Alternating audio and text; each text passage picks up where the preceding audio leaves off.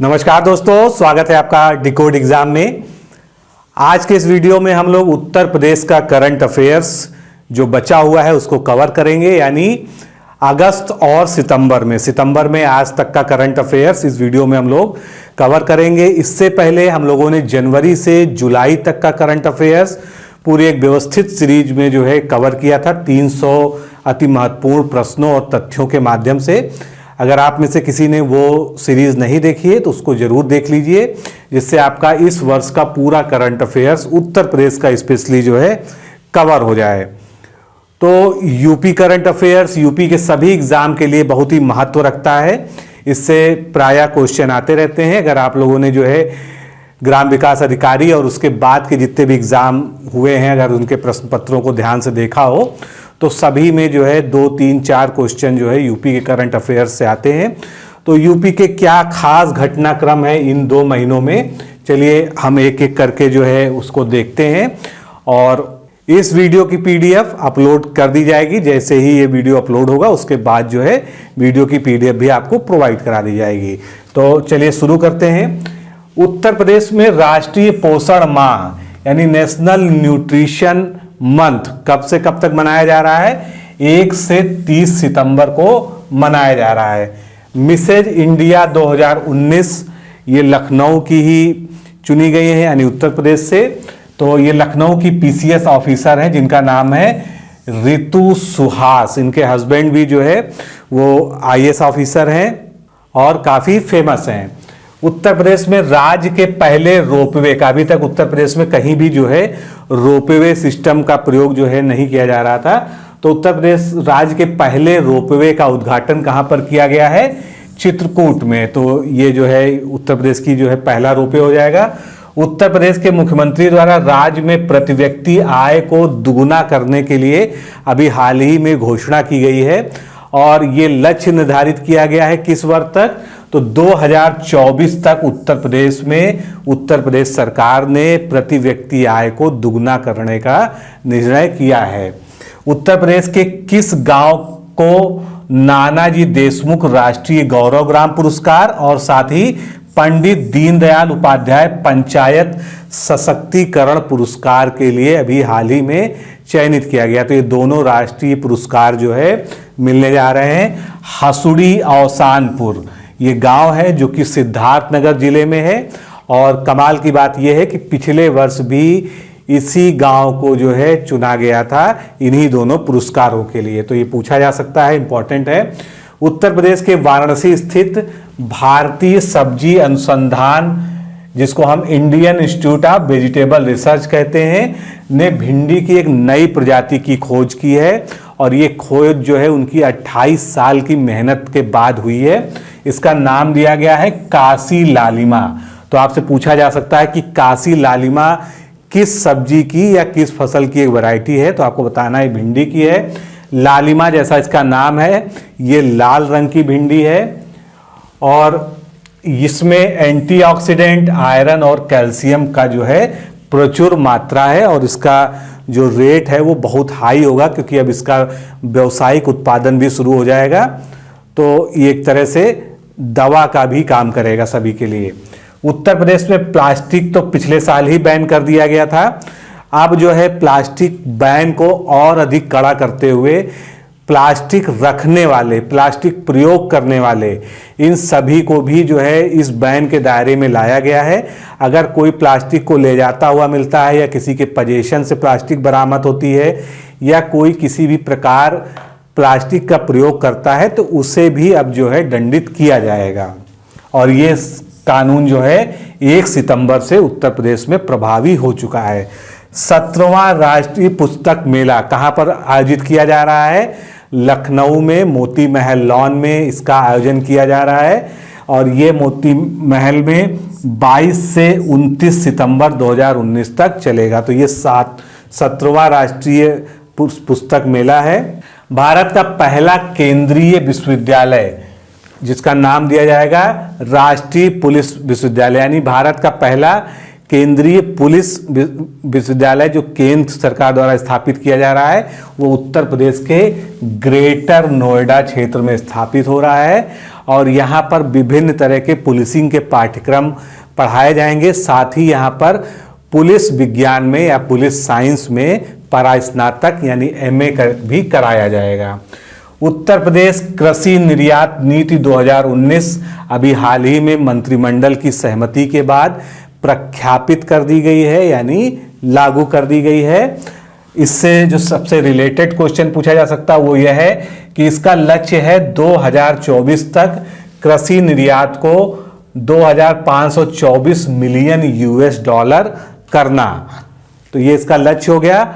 और ये लक्ष्य किस आधार पर निर्धारित किया गया है?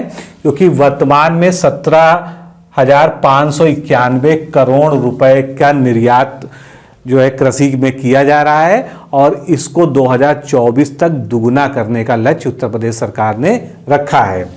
11 सितंबर को प्रधानमंत्री द्वारा मथुरा जिले में राष्ट्रीय पशु रोग निवारण कार्यक्रम, इसके अलावा देशव्यापी कृषि गर्भाधान कार्यक्रम और तीसरा क्या है, स्वच्छता ही सेवा कार्यक्रम। इन सभी कार्यक्रमों का जो है उत्तर प्रदेश में शुरुआत की गई। तो ये उद्घाटन या ये शुरुआत जो है प्रधानमंत्री जी के द्वारा किया गया है, इसलिए जो है ये महत्वपूर्ण हो सकता है और एग्जाम में आ सकता है।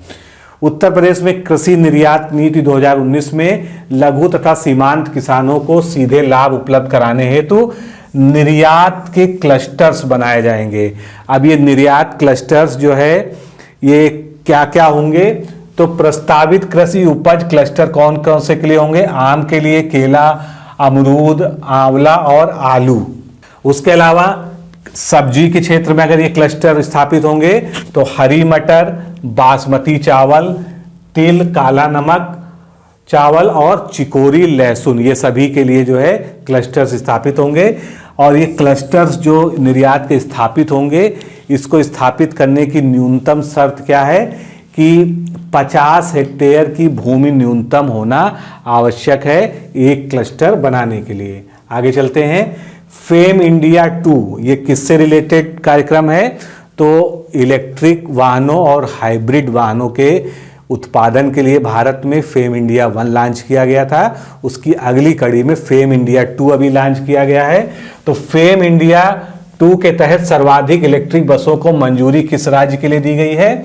उत्तर प्रदेश के लिए। उत्तर प्रदेश में 600 बसें जो है स्वीकृत की गई इस योजना के अंतर्गत। और दूसरा इस मामले में राज्य रहा तमिलनाडु। इस योजना के तहत केंद्र सरकार इलेक्ट्रिक वाहन खरीदने हेतु सब्सिडी प्रदान करती है।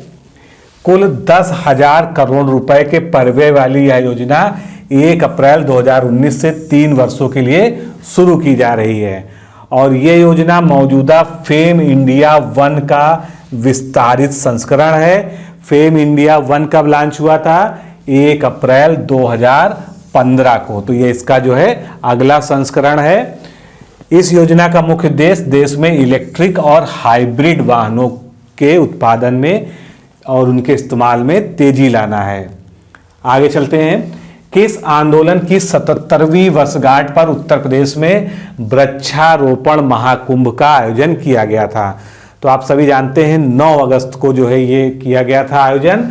और ये भारत छोड़ो आंदोलन की 77वीं वर्षगांठ के अवसर पर किया गया था। इसके अंतर्गत 822 विकास खंडों में यानी ब्लॉक्स में 59,814 ग्राम पंचायतों में और 652 शहरी क्षेत्रों में वृक्षारोपण महाकुंभ मनाया गया। तो यहाँ पर ध्यान देने वाली एक बात है कि ये जो डेटा है ये उत्तर प्रदेश की वेबसाइट से जो है लिया गया है और इसमें स्पष्ट रूप से लिखा है 822 विकास खंड। क्योंकि आप लोग के मन में कंफ्यूजन रहती है कि उत्तर प्रदेश में ब्लॉक्स कितने हैं। तो 822 जो है उत्तर प्रदेश के सरकारी आंकड़े के अनुसार 822 ब्लॉक्स उत्तर प्रदेश में हैं।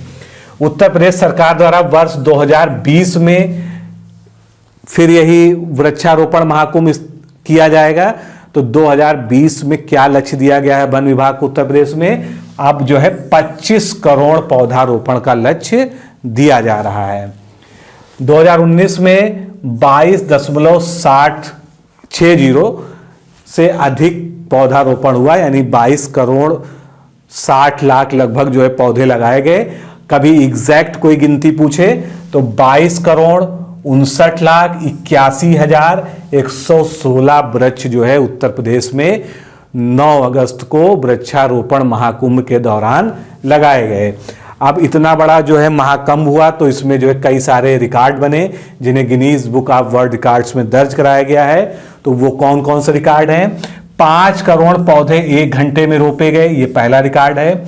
1.01 लाख पौधे कासगंज में राज्यपाल की मौजूदगी में लगाए गए और एक ही दिन में 22.60 करोड़ से अधिक पौधे रोपण किए गए, ये भी रिकॉर्ड हो गया।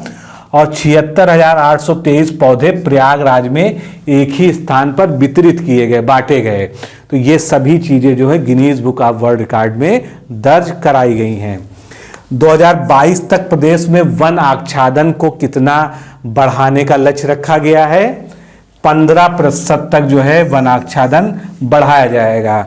अब आपको एक सवाल का यहाँ पर जवाब देना है कि जो फॉरेस्ट रिपोर्ट है 2017 की, उसके अनुसार उत्तर प्रदेश में कितना जो है वनाच्छादन है? कमेंट में बताइए मुझे जो है। आगे चलते हैं।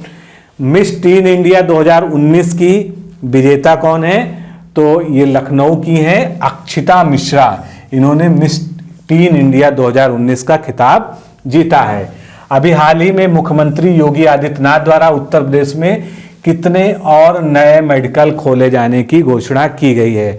तो उत्तर प्रदेश में अब 14 नए मेडिकल कॉलेज खोले जाएंगे। इनका प्रस्ताव जो है केंद्र सरकार को भेजा जा रहा है। और इसके अलावा कुछ नई चीजें जो बहुत इंपॉर्टेंट हैं, लखनऊ में पूर्व प्रधानमंत्री स्वर्गीय अटल बिहारी वाजपेयी के नाम पर एक चिकित्सा विश्वविद्यालय यानी एक मेडिकल यूनिवर्सिटी स्थापित की जा रही है। यहाँ पर चक गंजरिया फॉर्म एक एरिया है, वहाँ पर इसके लिए जमीन को चिन्हित करके कैबिनेट द्वारा उसको मंजूरी भी दे दी गई है। इसके साथ ही उत्तर प्रदेश के ही बलरामपुर जिले में किंग जॉर्ज मेडिकल यूनिवर्सिटी के सैटेलाइट कैंपस की स्थापना की जा रही है। साथ ही उत्तर प्रदेश सरकार ने एक और निर्णय लिया है कि उत्तर प्रदेश में 75 जनपद हैं, तो हर 2 जिले के बीच एक मेडिकल कॉलेज कम से कम होना चाहिए। और 1947 से 2016 तक प्रदेश में कुल कितने मेडिकल कॉलेज थे? 12 मेडिकल कॉलेज थे, जिसको अब बढ़ाकर जो है 75 का आधा कर दिया जाएगा, जिससे 2 जिले के बीच एक मेडिकल कॉलेज उपलब्ध हो सके। अब उत्तर प्रदेश की एक सबसे बड़ी स्कीम जो सबसे ज़्यादा इस समय चर्चा में है, और इससे लगभग मैं मानता हूं कि कोई ना कोई एक क्वेश्चन आपको पेपर में देखने को मिलेगा, तो इसके बारे में थोड़ा डिटेल में जानते हैं। इस योजना के तहत प्रदेश में जन्म लेने वाली बेटियों का ब्यौरा ऑनलाइन दर्ज होगा। तो कौन सी योजना के तहत? कन्या सुमंगला योजना। इसके तहत बेटी के जन्म से 12वीं कक्षा तक में दाखिला लेने के दौरान उत्तर प्रदेश सरकार द्वारा बालिका को 15,000 रुपए किस्तों में दिए जाएंगे। प्रति दंपत्ति 2 बेटियां, यानी अगर जुड़वा बच्चे हैं तो उसमें कुल 3 बेटियां, मतलब एक परिवार में अगर 2 बेटियां हैं तो उनको ये सुविधा दी जा रही है। इस योजना के दायरे में आएंगी अगर जुड़वा बच्चियां हैं तो उस स्थिति में एक परिवार की 3 लड़कियां। 1 अप्रैल 2019 के पश्चात जन्मी बेटियों का जन्म प्रमाण पत्र इस पोर्टल पर अटैच किया जाएगा। फिर इस योजना हेतु कुल कितना बजट है? बहुत बड़ा बजट है। इसके लिए 1200 करोड़ रुपए का बजट कन्या सुमंगला योजना के लिए दिया गया है। अब ये जो 15,000 रुपए देने की बात हो रही है, ये कुल कितने किस्तों में दिया जाएगा? ये 6 किस्तों में जो है दिया जाएगा। अब इसका तरीका क्या है ये भी जान लीजिए, कहीं इसके अंदर से क्वेश्चन आ जाए तो। बेटी के जन्म होने के बाद उसका जैसे ही खाता खोला जाएगा उसमें 2,000 रुपए भेजे जाएंगे, तो ये क्या हो गई? पहली किस्त हो गई। कन्या का 1 वर्ष पूरा होने पर सभी टीके जब उसको लग जाएंगे तब उसके खाते में 1,000 रुपए भेज दिए जाएंगे। जब कन्या पहली कक्षा में दाखिला लेगी तब जो है 2,000 रुपए। उसके बाद कन्या जब कक्षा 6 में जो है दाखिला लेगी तब फिर उसको जो है 2,000 रुपए उसके खाते में दिए जाएंगे। और जब वो 9th में पहुंचेगी तब उसको 3,000 रुपए। और फाइनली जब वो स्नातक की कक्षा में प्रवेश लेगी तब उसको 5,000 रुपए। तो इस तरह से जो है कुल 15,000 रुपये उसके खाते में 6 किस्तों के माध्यम से भेजे जाएंगे। आगे चलते हैं।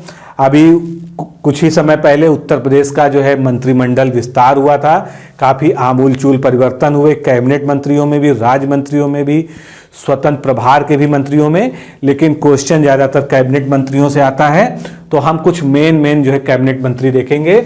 सूर्य प्रताप शाही को क्या विभाग दिया गया है? कृषि शिक्षा और अनुसंधान। दारा सिंह चौहान वन पर्यावरण व जंतु उद्यान, ये सभी कैबिनेट मंत्री हैं। राजेंद्र प्रताप सिंह, उपनाम इनका मोती सिंह है, इनको ग्राम विकास, समग्र ग्राम विकास का जो है चार्ज दिया गया है। सिद्धार्थ नाथ सिंह जो पहले स्वास्थ्य मंत्री थे प्रदेश के, उन्हें अब खादी एवं ग्रामोद्योग, निर्यात एवं निवेश प्रोत्साहन विभाग दिया गया है। डॉक्टर महेंद्र सिंह को जल शक्ति मंत्रालय जो उत्तर प्रदेश में नया स्थापित हुआ है उसका जो है प्रभार मिला है। भूपेंद्र सिंह को पंचायती राज विभाग। अनिल राजभर ये पिछड़ा वर्ग कल्याण और दिव्यांगजन कल्याण के जो है मंत्री बनाए गए हैं। जय प्रताप सिंह इनको चिकित्सा स्वास्थ्य एवं परिवार कल्याण विभाग दिया गया है। आशुतोष टंडन इनको नगर विकास, नगरीय रोजगार एवं गरीबी उन्मूलन विभाग जो है दिया गया है। अब आगे बात करते हैं। अभी एक रिपोर्ट आई थी एसजीडीपी पे राज्यों की, तो वित्त वर्ष 2018-19 में किन 4 राज्यों की ग्रॉस स्टेट डोमेस्टिक प्रोडक्ट यानी जीएसडीपी की साल 10% से ज़्यादा रही। तो 10% से ज़्यादा रहने वालों में पश्चिम बंगाल है पहले नंबर पर, जिसकी ग्रोथ रेट 12.58% रही। आंध्र प्रदेश दूसरे नंबर पर 11.02%। बिहार तीसरे नंबर पर 10.53% और तेलंगाना इसमें चौथे नंबर पे रहा 10.50% के साथ में। अब चूंकि यूपी हम पढ़ रहे हैं तो यूपी का क्या स्थान रहा? तो यूपी का इसमें जो है काफ़ी खराब परफॉर्मेंस दर्ज की गई और यूपी जो है इसमें 17वें स्थान पर आया और इसका स्कोर जो रहा एसजीडीपी का वो रहा 6.46%। तो ये याद रखने योग्य बात है, पूछा जा सकता है। अगला फैक्ट, यूपी मॉरिशस भवन उत्तर प्रदेश में स्थापित किया जाना है। इसका प्रस्ताव बन के तैयार हो चुका है। तो ये कहाँ पर स्थापित होगा? यूपी मॉरिशस भवन वाराणसी में स्थापित किया जाएगा। ओडीओपी योजना में उत्पादकों एवं कारीगरों को उत्पादन में से लेकर मार्केटिंग तक की सुविधा उपलब्ध कराने हेतु हर जिले में एक केंद्र बनाया जा रहा है। इस केंद्र का नाम क्या होगा? सामान्य सुविधा केंद्र, जिन्हें पीपीपी के आधार पर यानी ट्रिपल पी के आधार पर यानी पब्लिक प्राइवेट मिक्स के आधार पर तैयार किया जाएगा। अगला फैक्ट देखते हैं। हाल ही में जारी एक रिपोर्ट के अनुसार केंद्र अनुदानित यानी केंद्र से सहायता प्राप्त जो आईआईटीज हैं उनकी एक रैंकिंग जारी हुई है। इसमें शीर्ष स्थान पर कौन सी आईआईटी रही है? तो इसमें उत्तर प्रदेश की प्रयागराज आईआईटी जो है शीर्ष स्थान पर रही है। उसके अलावा जो अन्य 4 आईआईटी हैं वो कौन सी हैं? ग्वालियर, कांचीपुरम, जबलपुर और कुर्नूल। ये सभी जो है केंद्र प्रायोजित या केंद्र द्वारा अनुदानित आईआईटीज हैं जिनकी रैंकिंग जारी हुई थी। अभी ग्राउंड ब्रेकिंग सेरेमनी आयोजित हुई थी उत्तर प्रदेश में, जिसमें देश विदेश के बड़े बड़े इन्वेस्टर्स को बुलाया गया था।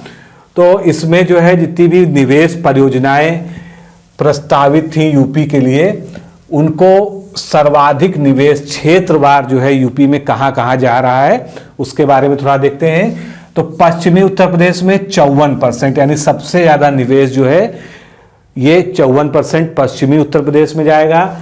मध्य उत्तर प्रदेश जो है उसमें 22%, पूर्वांचल में 21% और जो बुंदेलखंड रीजन है इसमें 3%। ये जो है जो औद्योगिक निवेश है उसका जो है ये ढांचा है। Muslim women protection of the rights on marriage act यानी ट्रिपल तलाक को जो बैन करने के लिए अभी हाल ही में एक्ट पारित किया गया था। इस मामले में उत्तर प्रदेश में पहला मुकदमा इस एक्ट को पारित करने के बाद कहां पर इस एक्ट के अंतर्गत दर्ज किया गया? तो उत्तर प्रदेश के मथुरा जिले में ट्रिपल तलाक का पहला मुकदमा दर्ज हुआ। कब?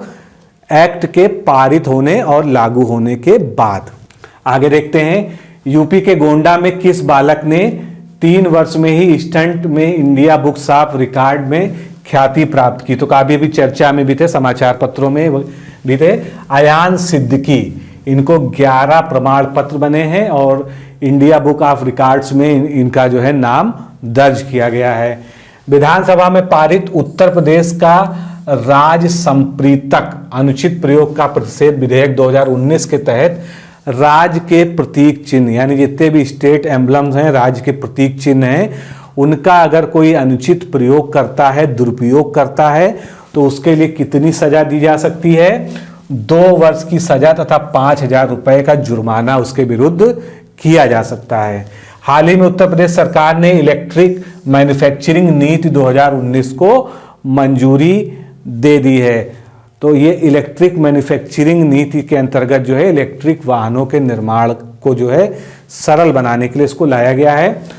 2024 तक 70% सार्वजनिक वाहन को इलेक्ट्रिक करने का लक्ष्य निर्धारित किया गया है तथा उत्तर प्रदेश में 2 लाख चार्जिंग स्टेशंस बनाए जाएंगे जहां लोग अपनी गाड़ियों को, इलेक्ट्रिक गाड़ियों को चार्ज कर सकेंगे रास्ते में रुक के, जिस तरह से पेट्रोल भराते हैं पेट्रोल पंप पे। आगे, देश का पहला सौर ऊर्जा से चलने वाला मानव रहित विमान किस आईआईटी के छात्रों द्वारा बनाया गया है? तो ये आईआईटी कानपुर के छात्रों द्वारा बनाया गया है। आईआईटी कानपुर के रिसर्च इंस्टीट्यूट विजय शंकर द्विवेदी और इनके कुछ साथियों द्वारा जो है ये बनाया गया है। इस विमान को नाम दिया गया है मराल। उसके अलावा इसका वजन कितना होगा? 15 किलोग्राम होगा। ये उड़ान 200 किलोमीटर तक अधिकतम भर सकेगा और वारहेड भी ये ले जा सकता है, यानी कोई भी शस्त्र ले जा सकता है 5 किलोग्राम वजन तक का। ज्वाइंट सीट एलोकेशन अथॉरिटी जोसा की एक रिपोर्ट आई है, उसके अनुसार एडमिशन के मामले में किस ट्रिपल आईटी को पहला स्थान प्राप्त हुआ है? तो उत्तर प्रदेश में आईआईटी लखनऊ को जोसा की इस रिपोर्ट में प्रथम स्थान दिया गया है। खरीफ विपणन वर्ष 2019-20 जो चालू होने वाला है, इसके लिए उत्तर प्रदेश में धान खरीद का न्यूनतम समर्थन मूल्य यानी एमएसपी निर्धारित कर दिया गया है। यह एमएसपी क्या है? तो जो ए ग्रेड का धान होता है उसके लिए 1835 रुपए और सामान्य धान के लिए 1815 रुपए। तो ये दोनों याद रखिएगा, पूछा जा सकता है कि क्या धान का एमएसपी निर्धारित किया गया है। अब अभी हाल ही में 3-4 दिन पहले ही उत्तर प्रदेश हिंदी संस्थान 2018 के पुरस्कारों की घोषणा की गई है। तो इसमें सबसे जो प्रतिष्ठित सम्मान होता है वो कौन सा होता है? भारत भारती सम्मान। तो ये भारत भारती सम्मान किसको दिया जाएगा? बिहार की हैं किरण खान, उषा किरण खान इनका पूरा नाम है, इनको भारत भारती दिया जाएगा। डॉक्टर उषा किरण खान को, ये पटना की हैं और इसके अंतर्गत 5 लाख रुपए दिए जाते हैं। इसमें बहुत सारे पुरस्कार होते हैं, कम से कम 100-150 पुरस्कार होते हैं, लेकिन कुछ मुख्य पुरस्कार की हम बात करते हैं। लोहिया साहित्य सम्मान से डॉक्टर मनमोहन सहगल को नवाजा जाएगा। हिंदी गौरव सम्मान डॉक्टर बद्रीनाथ कपूर, ये वाराणसी के हैं, इनको दिया जाएगा। इसमें 4 लाख रुपए की राशि बनती है। महात्मा गांधी साहित्य सम्मान, ये श्री भगवान सिंह जो भागलपुर के हैं, इनको दिया जाएगा। पंडित दीनदयाल उपाध्याय साहित्य सम्मान डॉक्टर ओम प्रकाश पांडे को दिया जाएगा। अवंतीबाई साहित्य सम्मान, ये डॉक्टर कमल कुमार जो कि दिल्ली के हैं, उनको दिया जाएगा। इसके अलावा राजर्षि पुरुषोत्तम टंडन सम्मान दिया जाएगा। मणिपुर हिंदी परिषद को, ये संस्थाओं को भी दिया जा सकता है। तो मणिपुर हिंदी परिषद कहाँ की है? ये इम्फाल की है। लोक भूषण सम्मान डॉक्टर शांति जैन को। कला भूषण सम्मान मनोज कुमार सिंह को। विद्या भूषण डॉक्टर जगमोहन सिंह राजपूत। विज्ञान भूषण डॉक्टर प्रेमचंद स्वर्णकार। पत्रकारिता भूषण सम्मान डॉक्टर रमेश चंद्र त्रिपाठी। प्रवासी भारतीय भूषण सम्मान डॉक्टर उदय नारायण गंगू को दिया जाएगा। तो इसके अलावा कुछ और पुरस्कार हैं, आप इसको जो है जब आपको पीडीएफ मिल जाए तो देख लीजिएगा। मेन जो पहले पेज पे मैंने दिखाए वो पुरस्कार ज़्यादा इंपॉर्टेंट है, जिनके पूछे जाने की संभावना है। तो दोस्तों इस तरह से आज हम लोगों ने 24 सितंबर तक का पूरा करंट अफेयर्स यूपी का अगस्त से लेकर इस वीडियो में कवर कर लिया है। इस वीडियो को एक बार और रिपीट करके देख लीजिए तो आपको जो है सारे फैक्ट याद हो जाएंगे और आप जो एग्ज़ाम देने जा रहे हैं अगर उसमें से कुछ भी इससे पूछा जाता है तो आप निश्चित रूप से उसका सही उत्तर कॉन्फिडेंस से दे पाएंगे। तो आज के इस वीडियो में इतना ही, मिलते हैं अगले वीडियो में। नमस्कार, धन्यवाद।